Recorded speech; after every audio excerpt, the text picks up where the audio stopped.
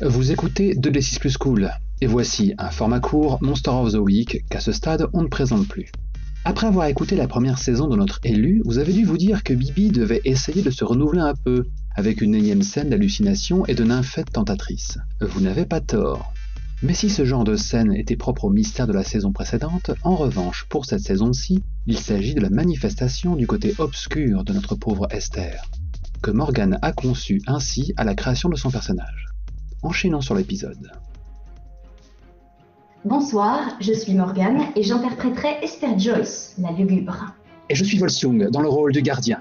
Dis-moi Esther, que s'est-il passé dans l'épisode précédent ? Alors dans l'épisode précédent, les téléspectateurs ont pu découvrir Esther Joyce qui est assaillie par d'étranges presciences et prémonitions qui la mettent dans un état pitoyable. Et l'une d'elles a eu lieu dans un centre commercial à Northbridge et indiquait le changement d'un loup-garou tout proche. Esther s'est donc jetée sur la piste de ce velu et l'a découvert dans un bar, trop tard puisqu'il avait déjà commencé à changer.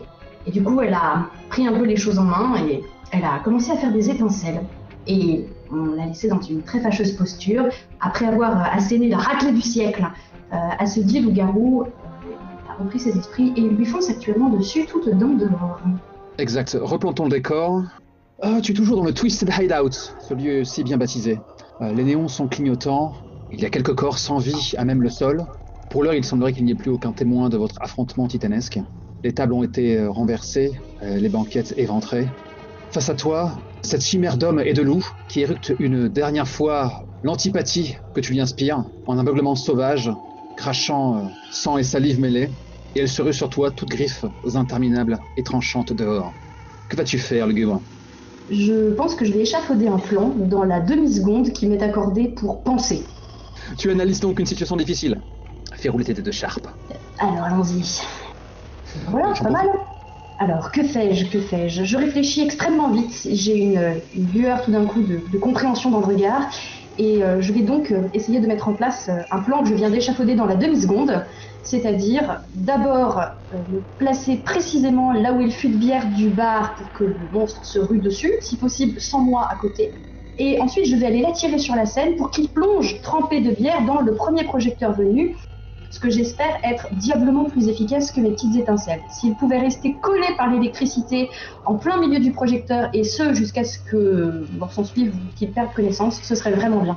Wow. Sacré plan. Wow. Donc, dis-moi gardien, quelle est ma meilleure approche ? Effectivement, ça ressemble à quelle est ma meilleure approche ? Du coup, je te dirais... c'est un plan merveilleux, on va pas se prendre la tête avec les questions. Dès l'instant où tu l'éclaires tout ça, on va dire que tous les ingrédients nécessaires à cette tapette à souris géante sont placés là comme il faut. T'as ton +1 pour éventuellement mettre ce piège en œuvre. Point barre. Formidable. Eh ben, allez, allons-y. Tu sais ce que je vais te demander ? Vas-y, fais-moi rêver. Trample, c'est le bruit de la foulée, d'un garou se ruant sans ta frêle personne. Agis donc sous la pression pour mettre ton plan en œuvre et n'oublie pas ton +1. C'est mieux que rien. Ah bah c'est pas trop mal. Sur un 7-9, le gardien te propose une issue foireuse, un choix difficile ou un prix à payer. Aïe. Ton but premier était d'échapper à la ruée de la bête ou t'assurer qu'elle soit bien baignée de bière ? De m'assurer qu'elle soit trempée de houblon de la tête aux pieds. Tant pis pour la griffe qui passe. C'est ton dernier mot, Esther Joyce ? C'est mon dernier mot, gardien. Frêle naïade de 17 ans, tu es donc prêt à te faire... Ok, c'est ton choix. Ma pauvre enfant, c'est 3 armes dans les dents que tu te prends là tout de suite. Oh, oui. Ah oui, carrément. Bon, en même temps, tu t'es affublé d'un garou en guise de premier adversaire. La prochaine fois, choisis un zombie tout seul. On va faire ça. Alors, ce qui se passe dans la fiction. Tel un boulet de canon, cette masse de muscles s'est jetée sur toi. Je peux. Ok. À ce moment-là, alors que je suis sur le comptoir, là où effectivement l'épisode précédent m'avait laissé, je glisse tout ce qu'il y a de plus idiot et ridicule sur la surface et je rentre en contact immédiat avec la patte à peu près aussi grande que moi du garou en question. Il m'arrache littéralement un bout de la joue. Oh la vache! C'est-à-dire que je me retrouve avec une plaie béante au niveau du visage. Ce faisant, il m'éjecte sur le côté. Cependant, son coup ne s'arrête pas là. Il est beaucoup plus puissant que moi. Et du coup, sa griffe termine exactement là où j'espérais qu'elle finisse, c'est-à-dire au travers du comptoir, dans le fût de bière qui était sous la machine à nos pieds. Et c'est un geyser de houblon qui jaillit littéralement et qui détrempe, je dirais, une bonne moitié du bar. Et nous avec. L'animal éructe, il tâche de retirer son avant-bras du fût à plusieurs reprises. Il provoque une chute en cascade autant de bouteilles de scotch, whisky bon marché sur sa toison. Comment est-ce que tu te sens là tout de suite, Esther, vu que tu t'es toi-même gratifié d'un tel lifting? Je crois que j'ai pas mal tout de suite. En fait, la douleur va monter progressivement. La seule chose que je fais, c'est tituber, alors que je vois complètement flou et que le monde autour de moi tourne. Probablement plus vite qu'un 33 tours de chez mon DJ, de mon pote DJ. Je titube jusque sur la scène, où je m'accroche au pendillon des projecteurs pour essayer de ne pas tomber. Et c'est à ce moment-là que je comprends, quand je vois en fait la traînée de sang que je laisse derrière moi, ce qui vient de se passer. Ok. Tu esquives malgré quelques barres de pole dance. Tu te retrouves devant une Harley vintage qui est exposée là, faisant partie du décor. Et dans les reflets métalliques de cette cylindrée, tu distingues ton reflet qui éructe. Mon visage! Comment a-t-il osé? Restons calmes. Cette rage est vraisemblablement contagieuse. Là, tout à fait. Effectivement, je m'agrippe à la dite barre de pole dance. Je crois que je pousse un grognement qui n'a rien à faire dans la gorge d'une adolescente de 17 ans. Franchement, je vais les défoncer. Le lycanthrope est libéré de son étau de bois et de métal. Il a juste le temps de grogner à nouveau. Tu commences à être habitué à ce genre d'invective. Je vais faire plus fort que lui. Je vais me retourner dans sa direction. Je vais dire « Allez, viens, qu'est-ce que t'attends? Ramène ton cul ici, viens !» Balls of Steel. Je suis vénère. Ah oui, il y a de quoi. La créature bondit au-dessus du zinc, l'achevant un peu plus. Elle atomise un tabouret en tombant dessus. En quelques bonds, elle sera sur toi. Tu pourrais être parti sur un nouvel agir sous la pression, cependant. Tu peux éventuellement tenter de botter les culs, ce qui serait pas plus mal, ce qui pourra lui faire perdre quelques molaires dans la foulée, même si tu vas manger chaud, vraisemblablement. Mais le fait est que si jamais ton attaque est assez couronnée de succès, t'as moyen de l'expédier exactement où tu le souhaites. Faisons ça. Alors... Rassure-toi, tu lances sous weird. Ah, c'est la rapide du siècle. Eh bien oui, bien sûr. Oh, c'est génial. C'est génial, meilleur move du monde, les enfants. 9. Si, c'est bien, c'est bien. Ton 9 est en fait un 10, car tu bénéficies d'un +1, car l'information qui t'a été donnée et que tu as toi-même mise en place est toujours vraie, et elle s'applique ici. Je suis un génie. Assurément, tu pourras déclarer ça à Melton avec ce qui te reste de mâchoire. Ah oui, on y pensera plus tard. Donc je vais aller lui casser la gueule. Ok, sur un 10+, choisis un effet supplémentaire. Je peux te le souffler, tu le maintiens là exactement où tu le désires. Oui, très bien, faisons ça. Tel que le move est conçu, c'est un échange de coups. Ça veut dire que tu vas à nouveau manger. Tu es maintenant à 5 armes, tes blessures sont désormais instables. Tu es proche de la fin, Esther Jones. Formidable. La série la plus courte de l'histoire. Un move de bottage de cul, ça ne correspond pas forcément à un échange de coups unique, ça peut être une véritable chorégraphie. Donc si tu as envie de te faire plaisir, allons-y. On peut alterner des descriptions, sachant que à la fin, il finira par valdinguer exactement là où tu souhaites qu'il soit, mais tu auras aussi essuyé une morsure ou une griffure. M'accorderas-tu cette danse? Mais tout à fait. On va la faire en 3 temps. Ok. C'est à 4 pattes que le lycan te rejoint sur la scène. Tu peux voir les veines battant à ses tempes, toujours ruisselant de bière qu'il est. Tu veux danser? On va danser. Alors qu'il bondit sur la scène, je suis moi, placée exactement où j'en ai besoin. Sauf que pour l'instant, ni le spectateur, ni le lycan ne sait ce que ça signifie. J'attrape donc un câble qui traîne sur le plancher et je me mets à le faire tournoyer autour de moi comme s'il s'agissait d'un assaut. Après tout, à grosse bête et demie. Et je suis particulièrement énervée. Voilà qui est badass, fillette. Tu ne manques pas de classe. Je pense que tu esquives au dernier moment un nouveau coup de griffe qui sectionne en deux une barre de pole dance. Comme un rien. Formidable. Sauf que je ne suis pas en acier trempé. Je vais essayer de faire donc un croche-patte à la bête pour qu'elle valdingue au milieu des pendrillons. Alors qu'il essaye d'esquiver le serpent de carbone et de plastique qui lui tourne autour, bizarrement celui-ci semble prendre vie. Il ne s'agit plus seulement de l'inertie, mais vraiment de la magie. Et il commence à s'enrouler autour de ses pattes pour me contraindre dans un étau terrible.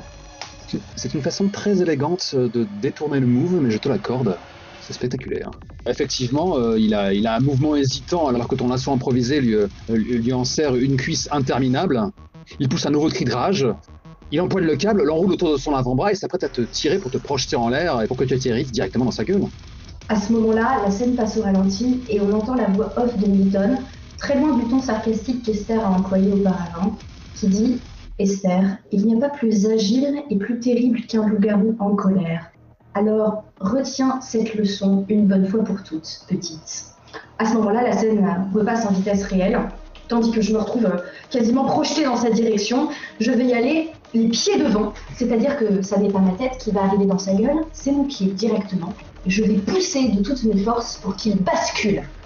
Au moment où mon pied entre en contact avec sa mâchoire inférieure, ça fait comme un espèce d'écho de lumière, comme une onde en travers de la pièce qui témoigne de toute la violence que je viens de lui coller dans les dents.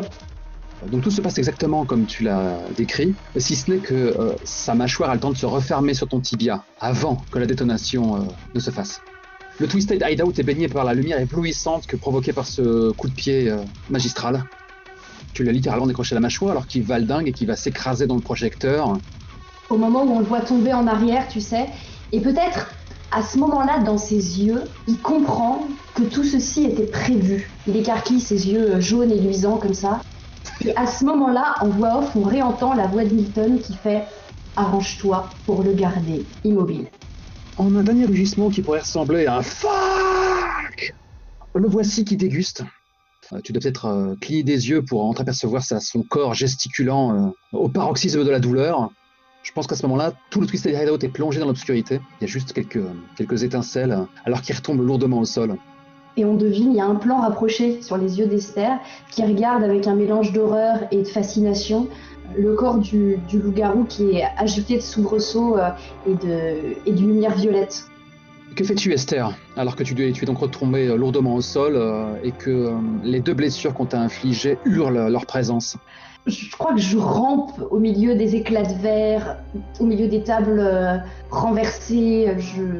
Je sais plus trop bien si je dois me tenir la joue qui est en train de me lacérer le crâne de douleur ou si il faut que je m'inquiète de ma cheville et de mon pantalon qui est en train de se couvrir d'un espèce de rouge brun très inquiétant. Du coup, je pense que tout en gardant un œil sur la bête pour voir si par miracle ça a suffi à l'assommer, sinon peut-être à le tuer, je me déplace comme ça sur le côté, à moitié sur les fesses, en direction de la porte de sortie. Ok. Dans un brouillard rouge, tu distingues la forme du lycan qui a repris des proportions plus humaines. Donc c'est toujours cet adolescent blond aux yeux bleus qui est recouvert de sang, de crasse et même de vomi parce qu'il vient de gerber. Et il articule en tremblant je voulais pas, c'est un cauchemar. Ça me fiche sur place de le voir comme ça. Et je pense qu'au moment où je le vois, en fait, je me vois moi. C'est-à-dire que c'est qu'un adolescent, c'est qu'un enfant qui a des pouvoirs disproportionnés, il sait pas comment les gérer, il a pété les plombs et peut-être même qu'il a assisté depuis son subconscient à ce que lui-même faisait. Et pour connaître un petit peu l'impression que ça fait, je crois que je me suis jamais sentie aussi mal et que à ma sueur et à mon sang se mêlent des larmes qui coulent toutes seules et que je ne peux pas arrêter. C'est beau. Et c'est justement alors que tu peux être assailli par les regrets, que des sentiments contraires et aussi les tisons brûlants de tes blessures qui se fichent dans ton crâne. Dans une bouteille de bourbon brisée, tu vois à nouveau le reflet qui éructe à ton attention. Finis-le, il est perdu pour la cause. Regarde ce qu'il t'a fait, regarde ce qu'il nous a fait.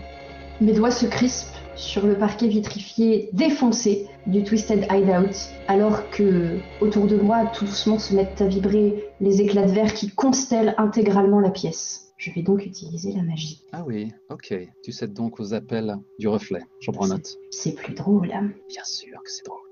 Qu'est-ce qu'on rigole. Tu vas gagner un XP pour ça. Tu n'as pas besoin de jet pour ça, tu sais. C'est vrai ? C'est un adolescent concassé comme une poupée de chiffon, inoffensif. Si tu veux le cribler d'éclats de verre, tu me dis que c'est... Tout à fait. Alors, c'est précisément ce qui va se passer. C'est-à-dire que tout le bar, et plus seulement les vitres et les quelques verres, tout le bar se met littéralement à vibrer. Alors que petit à petit, dans un silence terrible où on n'entend que des cliquetis de cristal, s'élèvent dans l'air les morceaux de toutes les bouteilles et de toute la vaisselle brisée du Twisted Hideout. Ça fait comme un lustre brillant et scintillant qui pourrait sembler beau si, dans un mouvement de serrage de doigts avec les jointures presque blanches, je n'en voyais pas la totalité de ce verre brisé, épinglé comme un papillon, l'adolescent sur le sol. La vache. En voilà une image que je ne suis pas prêt d'oublier, et elle va me hanter longtemps. Il a arrêté très très vite de hurler. Merci. On a juste un plan sur ce jeune visage qui n'en demandait pas tant, avec un dernier filet de sang, le regard vide, dans une posture improbable. Rares sont les centimètres de sa peau où un bout de verre ne s'est pas fiché. Quelle est la posture là tout de suite, Esther? Comment ça va dans ta tête? Ça va pas bien du tout. Je suis... En fait, au moment où les doigts sont fermés et on voit les morceaux de verre s'envoler en direction hors champ du loup-garou en question, Esther écarquille les yeux. C'est-à-dire que je comprends au moment même où je le fais ce que je suis en train de faire. Et c'est la panique complète. C'est-à-dire que je m'écrase au sol, et je croise les bras, c'est limite si je suis pas en position fétale. Et la seule chose que je peux dire dans un filet de voix qui est tout aussi d'ailleurs un filet de sang, c'est un je suis vraiment désolée, complètement étranglée. Et ce qui détonne avec ta plainte, c'est que à côté de toi, il y a comme une sorte d'image résiduelle de ton reflet qui, au contraire, bugle et vraisemblablement couvre ta propre voix en beuglant Crève, crève, ordure! Vas-tu donc crever à la fin? Et justement, alors que l'adolescent décède, sa rage cède place à une jubilation. Va au diable! Va au diable! Et tout va pour le mieux dans le meilleur des mondes. Pour elle peut-être, mais à l'intérieur de moi, c'est un blizzard glacé. J'ai l'impression d'avoir un trou à la place de la poitrine. Et quand je le regarde, c'est moi que je vois. Et du coup, je m'éloigne sur les fesses, tu vois, comme si je fuyais quelque chose, comme si je me fuyais moi. Tu m'étonnes. Il y a un bris de verre derrière toi. Je m'arrête, je me fige. Et je hasarde un coup d'œil complètement terrifié et fou dans mon dos. Tu reconnaîtrais ce grand échalas en trench coat entre mille. Il a le visage couvert et il a une Winchester impeccable à la main. Milton, je me jette littéralement dans ses bras. C'est probablement un geste qu'on n'a pas eu depuis des années, parce que je l'interdisais. Et je dois être tremblante et j'agrippe son trench coat. Je plante les ongles dans la laine de son trench coat. Tu as dû t'y reprendre 2 fois, je pense même qu'à cause de la douleur de ta jambe, t'as manqué de choix, mais il t'a accompagné dans ta chute. Il se contente de passer une main dans tes cheveux. Je pleure toutes les larmes de mon corps. Je sanglote comme un enfant qui aurait fait le plus abominable des cauchemars. Il regarde le cadavre avec une expression interdite. Il faut pas qu'on reste ici. La police va débarquer. Rien que pour ponctuer sa phrase, tu entends la sirène dans le lointain. J'aurais dû te dire de m'attendre. Où est-ce que j'avais la tête?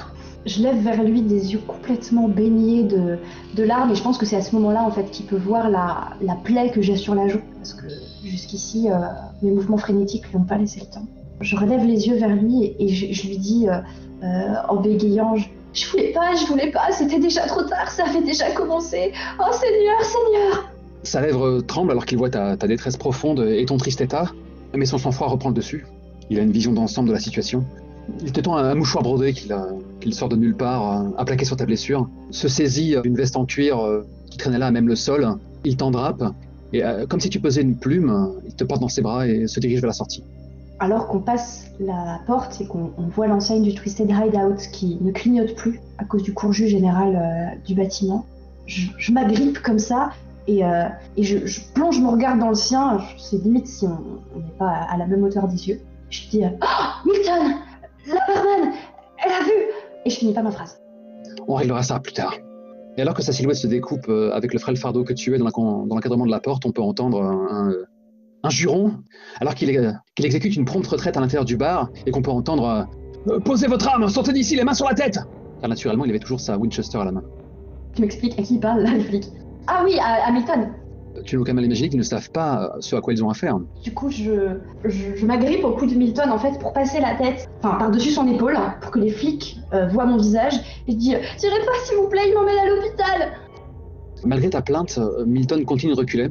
Je n'aurais pas à avoir à répondre à leurs questions, et toi non plus. Je pense que ça me sèche. Juste, ça me sèche. C'est si étonnant de la part de Milton? Tu me l'avais décrit comme un parrain très pragmatique. Ah non, absolument pas, mais je me laisse encore surprendre, tu sais, c'est...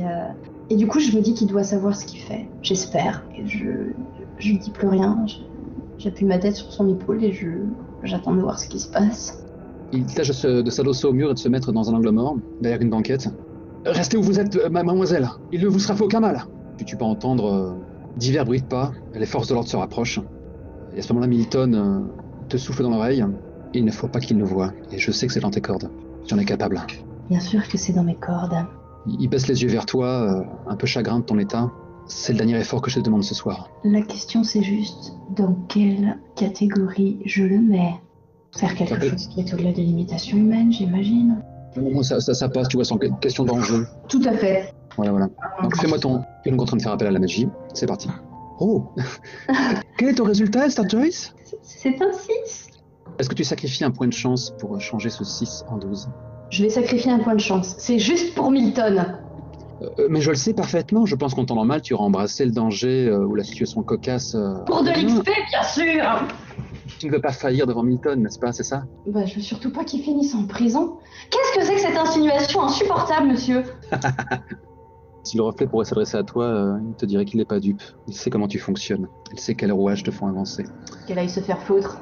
Elle est repue, là, elle a eu son lot de violence. Génial, pas qu'elle me laisse tranquille. À quoi ça ressemble, puisque ton sortilège est désormais couronné de succès? Alors qu'il me dit que c'est le dernier effort qu'il me demande, en fait, je me laisse glisser par terre parce que je n'aurai pas la force de lancer et le sortilège et de tenir debout. Et tant pis s'il le voit, peu importe. Je regarde les flics, je le regarde lui, je regarde les flics et je tends la main. J'ai la main qui tremble toute seule, preuve que je suis quand même, en termes de fatigue, je suis complètement à bout. Et tout d'un coup, les couleurs s'affadissent autour de nous. C'est comme si les policiers devenaient un peu en noir et blanc ou très désaturés. J'attrape Milton par la main, avec beaucoup de douceur. Peut-être parce que je suis très très fatiguée ou peut-être que je fais ça juste pour que lui s'en sorte. Et je lui souffle, je pourrais pas m'occuper de ça et marcher.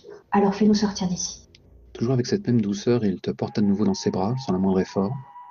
À quelques pas mesurés, il contourne les forces de l'ordre, qui se précipitent à l'intérieur du bar, cherchant tout sens, sans vous y trouver. Oh mon Dieu! Tu devines que l'un d'entre eux est tombé sur le corps. Je déglutis. Pendant une fraction de seconde, ma main vacille, celle que j'ai gardée tendue pour pouvoir lancer le sort.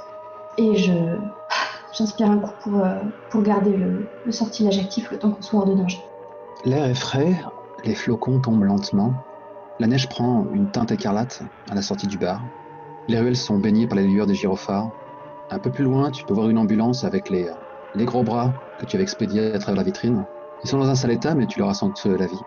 Un peu plus loin, quelques barricades ont été posées et les badauds sont là, en quête de sensations fortes. La plupart ont brandi leur portable, tâchant d'immortaliser le moment, comme c'est un peu la coutume de nos jours.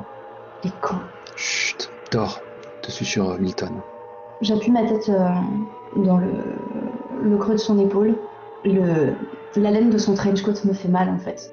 Dans l'état dans lequel je suis, tout me fait mal. J'ai même l'impression que la jolie neige blanche qui tombe me fait mal quand elle me frôle. Je ferme les yeux et c'est pas que je m'endors, c'est que je sombre d'épuisement. Ok. De temps à autre, tu reprends faiblement conscience, comme si tu sortais d'un cauchemar épouvantable. Et tu es allongé sur la plage arrière. Si tu devais grimacer, tu sentirais une sorte de tension, comme si on avait pansé tes plaies. Il y a juste les lueurs jaunâtres, des réverbères qui éclairent ton joli visage par intermittence. C'est tellement calme, c'est tellement reposant. J'ajouterais même que Milton a pris la peine de lancer la radio et tu reconnais cette phrase dans un demi-sommeil. I'm happy, hope you're happy too. Un peu plus tard, je pense que tu peux entendre un échange de voix dans le genre Milton doit sans doute s'adresser à un autre camarade chasseur. Ça s'engueule pas mal. Comme quoi ils sont en train de s'interroger parce que normalement les licans veillent sur leur progéniture. Ces créatures assoiffées de chair humaine ont quand même un semblant d'intelligence et veillent à se repaître des innocents loin des projecteurs et loin des caméras. C'est vrai quoi, qu'est-ce qu'il faisait tout seul au moment de son changement? Où était la meute quoi? Qui peut le dire, Esther? Je pense même qu'à un autre moment, quitte à abuser des clichés, tu as l'impression qu'on veille sur toi, et c'est ton reflet. Il est maculé de sang, ça doit sans doute ne pas être que le tien, et il te couvre d'un regard bienveillant, peut-être reconnaissant. Elle est si fière de toi.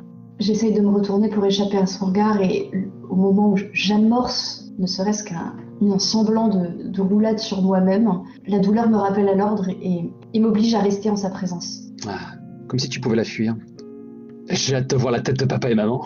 Je ferme les yeux et je les rouvre franchement désespérée. Je ne dis rien, mais on voit simplement ma main serrer un peu la moquette rase de la plage arrière à cette pensée. Privé de sortie pour la vie, cocotte. Je vois pas ce que Milton pourra inventer. Moi, je me dis surtout que quand papa et maman vont voir l'état dans lequel je suis, ils vont s'en vouloir à mort, ils vont dire qu'ils ont fait plein de bêtises alors que finalement, ils font juste ce qu'ils peuvent. Je crois que dans ma situation, on fait juste tout ce qu'on peut. Le reflet rapproche son visage du pare-brise qui te surplombe, et on dirait que le pare-brise se déforme pour épouser les contours de son visage. Elle se penche au-dessus de toi. Bah alors, tu boudes ? Milton, arrête la voiture. Milton pile. Ah. Vous êtes sur le périph'. Il s'est garé sur le côté. Il se retourne vers toi. Son visage est à contre-jour, impossible de savoir son expression. Je crois qu'il me voit transpirante sur la plage arrière. Puis-je conclure qu'il sait reconnaître certains signaux ? Probablement. Même si j'aimerais m'avouer qu'il n'est pas au courant et que j'arrive à le duper cordialement, il s'agit de Milton quand même. Il s'empresse de fouiller dans la boîte à gants, en sort un flacon, laisse tomber 2 cachets et il te les tend. Après ça, il te tend une bouteille d'eau. J'agrippe les comprimés, je les regarde avec un air presque dégoûté, je les fourre dans ma bouche, je prends la bouteille et j'en vide la moitié d'un seul coup, sans reprendre mon souffle. Ça devrait aller, elle devrait te laisser tranquille un bout de temps. Écoute, il est hors de question que je te présente à Samuel dans un état pareil. Alors ce qu'on va dire, c'est que t'es en pleine pyjama party, t'avais écarté ton téléphone, et que j'ai récupéré le téléphone d'une copine pour te prévenir. Voilà. Et tes parents vont te passer un sacré savon, mais il vaut mieux qu'ils te voient dans cet état-là. On va tout faire pour faire disparaître tes blessures, et tu nous y aideras. Je sais. Milton. Oui. L'adolescent dans le bar, tu sais. Je veux dire, j'ai ma gorge qui se serre. Je veux dire, quand ça m'arrivera à moi, je voudrais juste que tu fasses mieux que ce que j'ai fait ce soir. Fais ça vite. Et fais en sorte que je souffre pas trop. Son visage est toujours plongé dans la pénombre, tel un masque indéchiffrable. Il avance des doigts longs et fuselés vers les tiens et te saisit la main. Si ce moment arrive un jour, je ferai le nécessaire. Mais j'ai foi en toi, Esther. Tu es forte. Je hoche la tête, pas parce que je crois ce qu'il dit, tout simplement parce que je lui fais suffisamment confiance pour savoir qu'il tiendra cette promesse.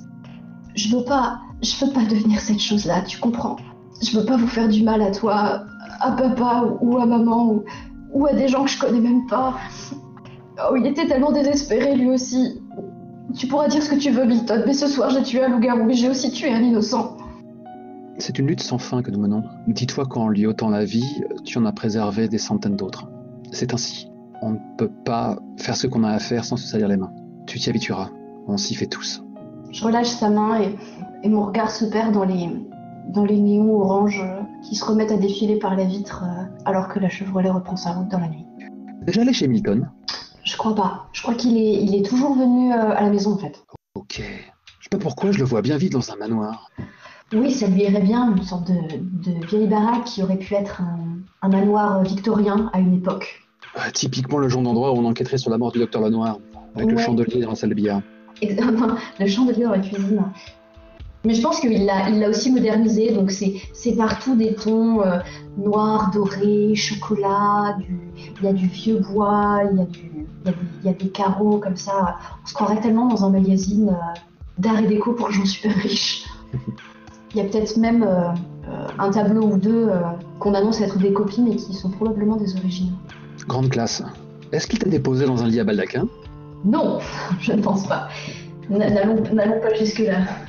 Non, mais je pense que par contre, en chasseur expérimenté et néanmoins prévenant, il doit avoir une espèce d'infirmerie, tout ce qui est plus médical et blanche. Ce qui tranche un peu avec le luxe confortable et délicieux de sa maison, mais ça doit être un peu derrière un mur. Ouais, ça me paraît indispensable, ouais. Voilà, donc je pense que non, malheureusement c'est pas un beau lit à baldaquin, je pense que c'est un lit d'hôpital. D'accord. Avec une tablette remplie de petits outils, voilà. Ok. Je pense que tu distingues les premières lueurs du matin à travers un vasistas, quand tu reprends conscience. Je plisse les yeux un peu gênée. Je bouge tout doucement mes doigts, je fais des petits mouvements au poignet. Milton m'a expliqué que quand on prend un gros choc, même si ça m'est jamais vraiment arrivé, il fallait prendre le temps de vérifier que l'intégralité des commandes fonctionnaient avant de se relever. Ok. Faut pas se leurrer, tu es dans un sale état. Concrètement, je dirais que pour l'heure, tu as 3 armes. Tes blessures sont stabilisées. Et en revenant à la fiction, tu te sens mieux que la veille, indubitablement, mais tu te sentirais pas de faire un footing, là, tout de suite. D'ailleurs, au moment où je fais tourner mon pied, j'ai un vieux cri de douleur qui m'échappe pour me rappeler que en réalité, la nuit dernière n'était absolument pas un rêve. Et je porte la main à ma joue avec appréhension. Difficile de juger de ce qu'il en reste, elle est couverte de bandages. Ce qui te frappe surtout, c'est cette sensation de chaleur, comme si tu avais une forte fièvre. Étrange. Je me redresse sur un coude, pour essayer de jauger mon état un peu plus précisément. J'ai pas d'infection. Est-ce qu'il est normal quand on a souffert comme ça, à moins que ce soit des anti-inflammatoires extrêmement dosés? Tu entends les bruits de pas dans un escalier, et Milton apparaît. Je crois qu'il me trouve en train de tendre la main vers le plateau où il y avait les scalpels, parce que dans le doute, au moment où je le vois, je me fige et je repose la lame sur le plateau. Il a un bref regard en direction des scalpels, se demandant si tu allais tenter le pire, mais il est là préoccupé par autre chose. Il te plaque une main sur le front, observe tes yeux, et tu vas me faire un jet de cool. Oui. On va faire ça, hein? Non mais c'est une blague. Est-ce que tu acceptes ce 6? Bah ouais. Tu acceptes ce 6? Ok. Oh, oui. Je sais pas pourquoi tu m'as fait faire ce jet, mais... Tu gagnes un nouveau point d'XP, ça en fait 2, c'est toujours ça. Mais histoire que tu sois pas pris en traite, tu peux toujours revenir sur ta décision une fois que tu sauras de quoi il en retourne. Vas-y, vends-moi du rêve. Milton se relève lentement et c'est quand même un homme avec de la glace dans les veines, je veux dire. Il est plutôt flegmatique, oui. Voilà, il est rare que tu le vois aller au-delà d'un haussement de sourcil. Et c'est très préoccupé qu'il s'éloigne et qu'il commence à ouvrir une porte attenante et tu l'entends ouvrir différents tiroirs, il a manipulé des produits, il n'a pas dit un mot. Je me rallonge, je laisse son petit manège durer un moment et au bout d'un moment, je lâche. Est-ce que tu comptes me dire ce qui se passe, oui ou non? Tu distingues un certain reflet dans le sommier métallique du lit sur lequel tu reposes. Moi je sais! Bienvenue au club! Ça va être fun! Oh, tellement fun! Milton, qu'est-ce qui se passe? Il apparaît en pleine lumière. Il hoche la tête. Eh bien, il t'a mordu. Ah non, non. non. T'es sérieux? Non. Il s'assit lentement sur le lit, s'empresse de saisir ta main. Ah, mais c'est comme un rhume. Il n'y a rien qu'on puisse soigner. J'espère. Je m'étrangle! Milton? Ça lui arrive de faire de l'humour pour dédramatiser la situation? Oui, mais là, j'ai pas du tout envie de rire, en fait. Il a le regard un peu dans le vague, alors qu'il ajoute ses lunettes Sarkador. Qu'est-ce qu'on fait? Que disent tes livres de chasseurs maintenant? Quelle est la procédure? Il faut un rituel, il faut de la magie, un antidote quelconque. Qu'est-ce qu'il faut? Faut que je fasse un cercle avec mon sang? Dis-moi! J'ai quelques cocktails maison. Tu n'es pas la première chasseuse à subir ce genre de désagréments, comme tu peux l'imaginer. Bah, j'espère bien, oui. Cependant, il est vrai que tu es mieux placé que quiconque pour soigner le mal. Est-ce qu'on peut pas faire un traitement combo, genre ta potion magique et un petit coup de magie? Je dirais que dans ton cas, c'est fortement encouragé. On ne doit pas cracher là-dessus. Eh ben allons-y, qu'est-ce qu'on attend exactement? La pleine lune? Tu vois que Milton a déjà une seringue à la main. J'ai un regard extrêmement juge en sa direction. Le regard que seuls les enfants ou les ados peuvent avoir en adulte qui les a fait gamberger alors qui les a pris un peu pour des cons. Il hoche la tête en fronçant le sourcil, en ayant un petit sourire en coin. Il a peut-être un petit côté nihiliste en fait. Nous avons jusqu'à la prochaine lune pour enrayer le phénomène. Il te pose une main sur l'épaule. J'ai foi en tes dons. Tu es un être hors norme, Esther. Si quelqu'un d'autre en fait ce mal, c'est bien toi. Arrête de me rappeler ça. Plante cette seringue et on n'en parle plus. À nouveau cette petite voix qui se fait entendre. Il ne pense pas un seul instant ce qu'il dit. Il t'a vu cribler ce môme. La ferme! As-tu seulement idée de ce qu'il s'apprête à t'injecter? Peut-être que la nuit a porté conseil, peut-être qu'il pense que tu es un danger pour autrui. Oh mais ferme-la, putain! Et je tape du poing sur la table où il y a les outils. Je pense que en général, quand tu communiques avec le reflet, c'est une conversation qui vous est privée. Mais à cet instant, au moment où tu t'époumones, naturellement, il assiste à cela. Naturellement. Sinon, c'est pas drôle. Mais c'était fait pour. Il s'est saisi de ton bras, il a eu un haussement d'épaule, comme s'il voulait faire mine de ne pas remarquer ce que tu venais de faire. Peut-être c'est aussi une façon de te protéger. Et il a bien vite fait de trouver la veine et de t'injecter ce cocktail étrange. Et au moment où je sens la chaleur caractéristique d'une injection intraveineuse qui ressemble effectivement à la morsure un peu chaude d'un vaccin, je vais essayer de faire appel à la magie pour exorciser Anne. Est-ce que ça marche? Je suis sûr qu'on peut trouver un effet qui se prête à la situation. En tout cas, je te laisse consulter le move alors que Milton est en train de nouer autour de toi des sangles. Il est sérieux? Non, attends, faut que je reste concentrée. Guérir une maladie ou neutraliser un poison, ça paraît pas trop mal. Admettons que ça passe dans la salive. Ça me semble parfait. Voilà. Il a juste une mèche recouverte de sueur qui recouvre ton visage. Et je n'ai en revanche pas dit que ce serait facile. Tu vas souffrir. Tu as le don pour annoncer les meilleurs effets à la fin, vraiment. Difficile de savoir si je suis sérieuse ou pas. Écoute, Esther, j'ai la sensation de te voler ta jeunesse. Mais il ne faut pas se leurrer, il faut que tu t'endurcisses. À ces mots, je le regarde à nouveau avec mes yeux pâles, qui sont un peu dérangeants quand j'ai tendance à fixer les gens très longtemps. Je sais qu'il le sait, donc je le fais. Je lui dis, écoute Milton, je suis plus une enfant. Enfin, je veux dire, je peux rien faire comme tout le monde. Depuis que j'ai 12 ans, je la vois elle, je vois des choses qui devraient pas être là, et je viens de fracasser dans la nuit la gueule d'un adolescent qui avait probablement rien demandé.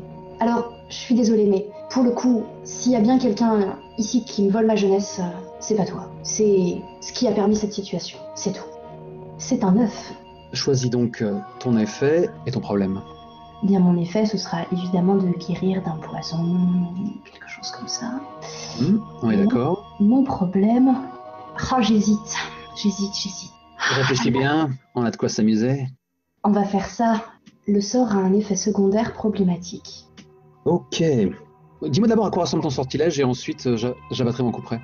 Au moment où Milton appuie sur la seringue et envoie donc le produit mystérieux qu'il m'injecte à travers mes veines, le produit en question semble luire sous ma peau et on peut en suivre le trajet directement à travers mes vaisseaux sanguins, tandis qu'il se répand dans mon corps. Et que cette couleur-là, cette espèce de blanc, bleu, un peu brillant, un peu laiteux, c'est la même couleur que mes yeux lorsque je lance un sort. Ok. Là, j'ai à nouveau sous-pesé ce qui a tous les stigmates du hard move. Mais bon, si j'ai ton approbation, que la partie commence. À la fois frappé par ton sortilège et le puissant cocktail qu'on t'a injecté, tu es pris à nouveau de vertige et de ces hallucinations si familières, puisque tu entends un vrombissement mécanique, comme des bruits de poulies, de mécanismes qui se mettraient en marche, alors que Milton t'observe avec gravité. Ton lit semble s'enfoncer dans la profondeur de la terre, comme s'il était perché sur un ascenseur ou un monte charge. Et tu as tout le temps ce cliquetis, cette odeur d'humidité, de mousse, alors que autour de toi, tu t'enfonces dans ce puits où tu distingues juste la silhouette de Milton au-dessus. Et à ce moment-là, tu peux entreapercevoir, agrippé à une chaîne, ton reflet, qui elle, à mesure que tu t'enfonces dans les profondeurs de la terre, s'élève dans les cieux. Et elle déclare à tout à l'heure, maintenant c'est mon tour. Oh putain de bordel de merde. Le pire, c'est qu'en fait, je crois que je vais m'arrêter là. Je crois que c'est beaucoup plus fun de s'arrêter là. Oh la vache! Oh non! T'inquiète pas, je te rendrai ton corps dans l'état où je l'ai trouvé. Oh, maudit sois-tu! Esther réussira-t-elle à sortir du puits de désespoir dans lequel elle s'enfonce? Que va donc faire le reflet à la surface maintenant libéré? Est-ce que Esther va réussir à guérir de cette malédiction qui va la faire hurler sous la lune? Toutes les réponses à ces questions dans le prochain épisode de Monster of the Week. Les auditeurs privilégiés, ils étaient en émoi. Oh mon Dieu, Morgane, je veux des t-shirts à son effigie, je veux scander son nom, je veux... Ils peuvent acheter mes jeux aussi. Oui, c'est vrai. Bah, faut faire des placements de produits, pourquoi pas? Exactement, oui, tout à fait, on va faire ça. Je peux mettre ça au bêtisier? Formidable. Je mettrai en traître, monsieur. Mais du coup, est-ce que tu assumes de faire de la promo ainsi? Absolument. D'accord, parfait. J'assume tout, y compris les pâtes au jambon. Et pâtes au jambon! Allez, Esther, donne tout ce que t'as! Ouais, c'est bon, ça va, oh. On se détend, là. J'ai des centaines de façons d'interpréter cette consigne. On est à la fin de notre temps de jeu. Je vais réfléchir sur la façon dont je vais mettre cela en place et peut-être même qu'on pourrait goupiller ça comme un cliffhanger. Tu aimes quand je fais grincer ainsi ma voix de façon suave. Bon, bref. Allez, alors réfléchissons. Alors, qu'est-ce que je pourrais faire? Je ne sais pas. Putain, j'ai un truc en tête qui est tellement fantastique, mais le problème c'est que ceux qui ont leur doctorat en apocalypse affiché dans leur salon vont me dire que je suis allé trop loin. Allez, fais-toi plaisir. Fais faire ton reflet. Allez, Volsoum, qu'est-ce que t'attends? Je sais que t'en as envie. Lance ton apocalypse.